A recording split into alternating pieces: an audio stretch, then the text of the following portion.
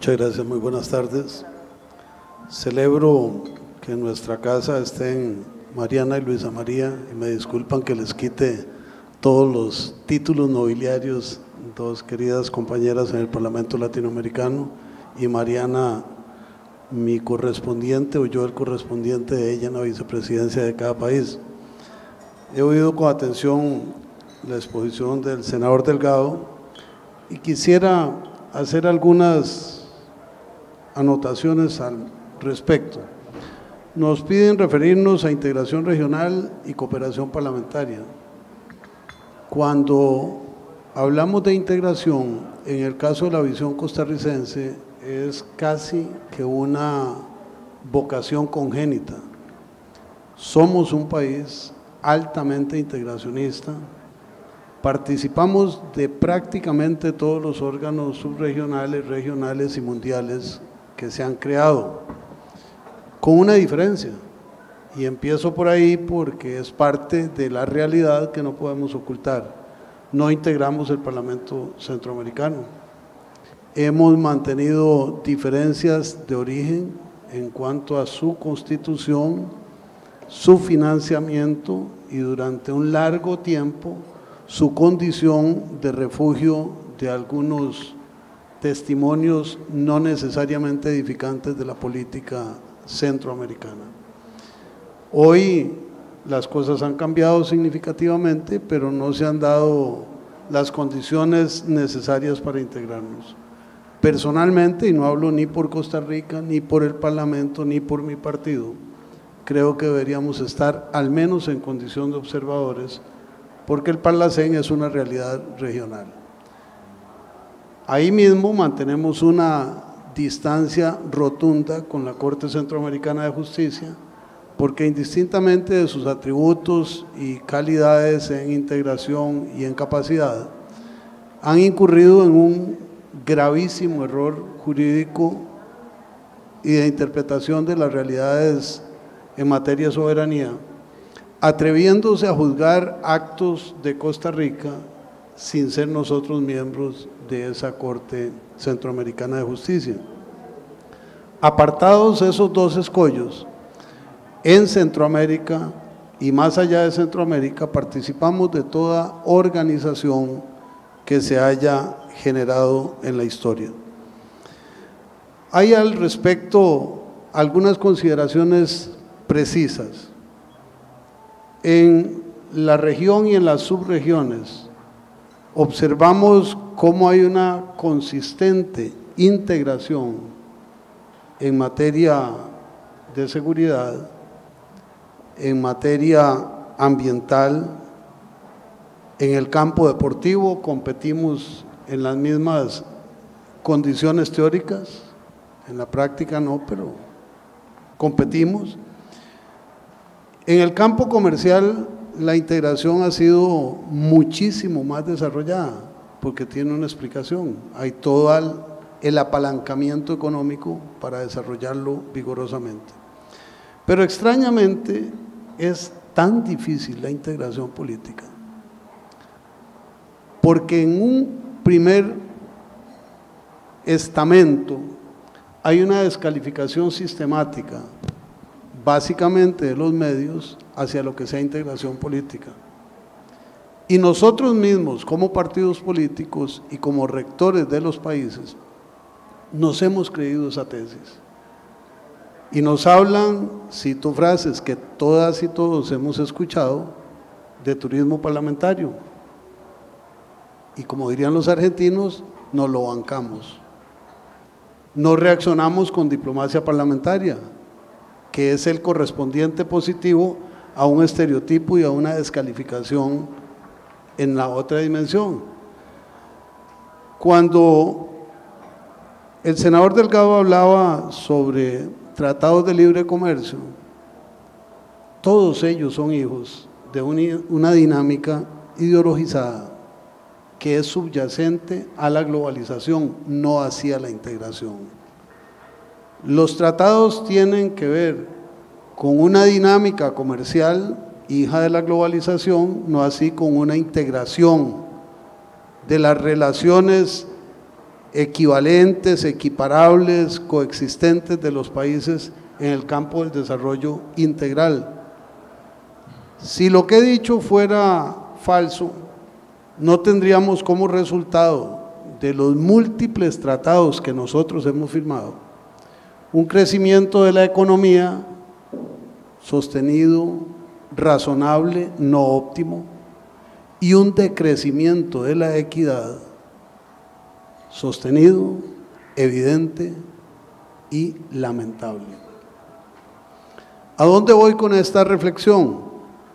A que aquella vieja frase que nos enseñaron como hijos de la América indígena hace muchos años, de que no todo lo que brilla es oro, aquí se cumple estrictamente. Vemos venir los tratados de libre comercio, son orquestados con todo el poder económico y mediático habido por haber, y vienen aparejados con medidas correspondientes para equilibrar el desarrollo de las sociedades. Extrañamente, los tratados se concretan, los negocios se hacen y las medidas complementarias se quedan rezagadas o en el vacío. Y ahí tenemos una paradoja. Por una parte, de la globalización que desarrolla este tipo de estrategias, y por otra parte, de la integración que invisibiliza estas estrategias para atenderlas de manera ideal. He oído el análisis inicial sobre la Alianza Pacífico. Bueno, Costa Rica está en una situación singular. Hemos participado de una serie de tratados y naturalmente iríamos hacia la Alianza del Pacífico.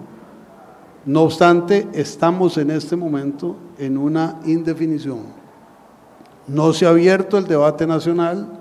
El gobierno anterior de mi partido y el gobierno actual de otro partido han de alguna manera acercado posiciones a favor, pero el debate nacional no se ha dado. Y solo para efectos históricos e ilustrativos, les comparto a nuestros colegas de México que este es probablemente el único país que haya hecho una votación nacional sobre un tratado de libre comercio. Entonces, cuando nos avisoran que el Alianza Pacífico va, eso está por verse, reiterando, sin definir posición. Lo que sí tenemos claro es que si se aprueba en la visión de la globalización sin integración, haciendo lo mismo, obtendremos lo mismo: crecimiento de la riqueza y crecimiento de la inequidad, especialmente en los sectores agrícolas, que en eso México y Costa Rica tienen una periferia con problemas de desarrollo extraordinarios, con una exclusión social dolorosísima. Y hace unos minutos conversábamos al almuerzo con una particularidad: en el tanto en que haya paz en Colombia, cosa que celebramos y aplaudimos e impulsamos, el crecimiento en la producción y exportación de droga va a utilizar nuestros mares y nuestras tierras, dejando en territorio costarricense los saldos que no hay que explicar en esta conversación porque hay gente que las conoce pormenorizadamente. Esos efectos de la globalización, que los vemos también en el narcotráfico, son los que nos deben llevar cada día con más fortaleza a buscar la integración. Podemos hablar de integración en CELAC, podemos hablar en FOPREL, que es un ejemplo extraordinario de cómo se unen los parlamentos de la región centroamericana, México y el Caribe a muy bajo costo, con mucho más fuerza de convicción. Podemos hablar de CELAC, podemos hablar de SICA, pero yo quisiera detenerme un minuto en el Parlamento Latinoamericano, una organización con más de medio siglo de existencia, en la que estamos integrados ambos países, que es un testimonio en varios planos. Uno, nace en Perú. Dos, se desarrolla en Brasil. Tres, se asienta en Panamá. Es una organización tan peculiar que ha podido desarrollar su actividad en 3 países distintos. Absolutamente frugal y austera, que dicho sea de paso ha tenido un rasgo histórico muy importante. Solo ha habido 2 presidentas, y las 2 presidentas mexicanas, Beatriz Paredes y Blanca Alcalá, que mañana nos honrará con su presencia también en Costa Rica. El Parlamento Latinoamericano integra parlamentos de 23 países. Hacemos análisis, reaccionamos, proponemos, luchamos por encontrarnos como comunidad latinoamericana.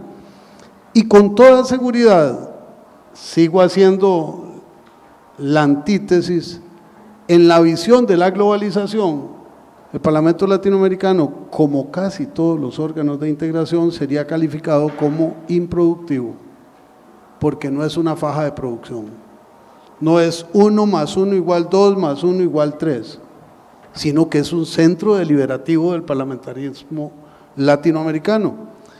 En esa instancia hemos vivido, para usar la frase sacramental, alegrías y tristezas sobre las angustias y los éxitos de América Latina. Por ahí y de ahí han salido algunas de las figuras más prominentes en la política latinoamericana de finales del siglo XX y lo que llevamos del siglo XXI. ¿Hay que invertir en esos organismos? Rotundamente sí. La paz no se construye cuando hay guerra, la paz se construye cuando no hay guerra. Es educación, es cultura, es actitud, es historia, es hermanamiento, y solo se puede desarrollar en este tipo de actividades. Con la mayor seguridad, si cruzamos las puertas de la Asamblea Legislativa y hacemos una evaluación mediática y socialmente, esto no tiene un propósito objetivo. Para nosotros, la posibilidad de saludarnos, conociéndonos, de abordar hoy temas apacibles, Dios quiera que nunca temas difíciles, conociéndonos, teniendo un grado de amistad como países, como personas, como parlamentos, eso es un abono positivo para el desarrollo de la humanidad. En este esfuerzo de integración, hace unos cuantos años nació un vínculo que llamamos Eurolat, que es inicialmente la relación entre el Parlamento Europeo y el Parlamento Latinoamericano.